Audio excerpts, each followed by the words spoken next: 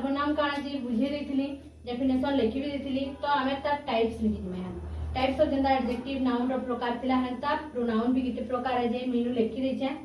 तो आमे देखमा personal pronoun बोले होची पुरुषवाचक सर्वनाम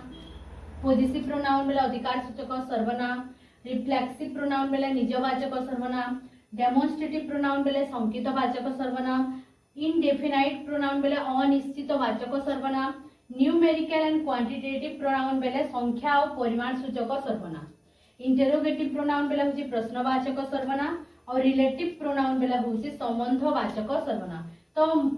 टोटल कितना होची 8टा हमर प्रोनाउन होची 8टा प्रकार प्रोनाउन तो आमे गुटे गुटे करी बुझमा गुटे गुटे करी पढमा ठीक अछि तो मैं इटा लिभामी यानी हम पढमा पर्सनल प्रोनाउन ठीक अछि टाइप्स ऑफ प्रोनाउन 8टा